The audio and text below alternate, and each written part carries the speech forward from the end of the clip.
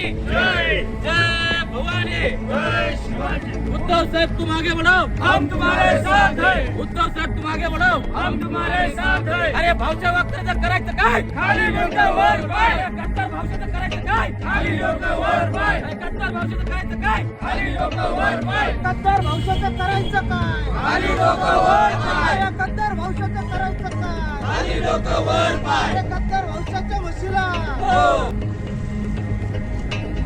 म्हशीला हो। 2014ला लोकसभेत दारुण पराभव झाला। 19 लोकसभेला अपक्ष निवडणूक लढवली, त्याचा सुद्धा दारुण पराभव झाला।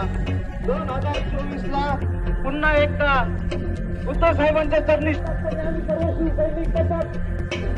कांद्याला कांदा लावून त्यावेळेस ग्रामीण भागात फिरत होतो, आंदोलन करत आहोत आणि भविष्यात त्याला मोठ्या आंदोलनाला सामोरं जावं लागेल।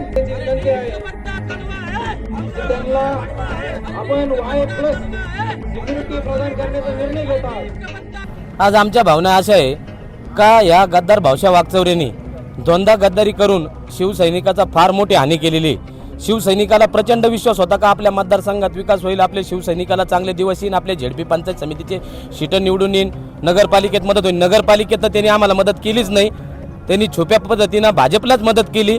अशा प्रकारचा हा भाऊशा वागचौरे खोट्या शब्दी घेतो, उद्धव साहेबाला देव माणूस म्हणतो आणि स्वतः मात्र राक्षसाच्या टोळीत जातो।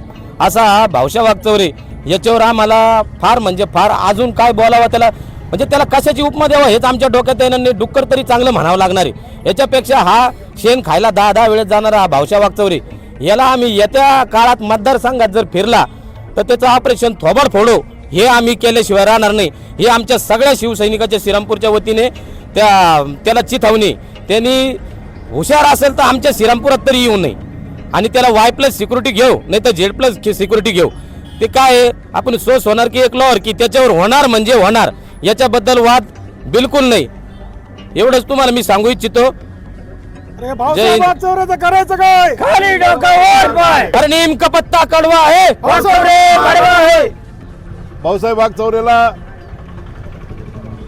त्याला जर खरंच लय जनतेची प्रश्नाची खाज होती तर त्यांनी राजीनामा द्यायला पाहिजे होता। शिवसेना पक्षाच्या खासदारकीचा राजीनामा देऊन त्यांनी जनतेसमोर जायला पाहिजे होतं, परंतु हातापाया पडून पद मिळवायचं आणि घर भरण्यासाठी गद्दारी करायची हा त्याचा पिंड अनेक वर्षापासूनचा आहे आणि म्हणून ह्या वेळेला त्याची गय केली जाणार नाही, त्याला माफ केलं जाणार नाही, संपूर्ण मतदारसंघामध्ये त्याला फिरता येणार नाही अशी भावना संपूर्ण मतदारसंघात शिवसैनिक आणि जनतेमध्ये निर्माण झालेली आहे।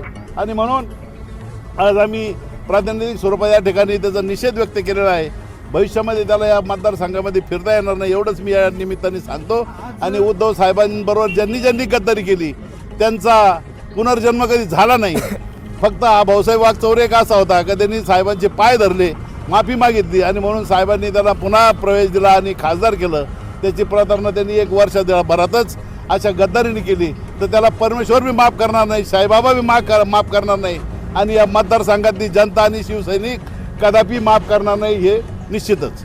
या माध्यमातून मी हेच सांगू इच्छितो सर्वप्रथम का लोकशाहीचा त्यांनी अनादर केला आहे।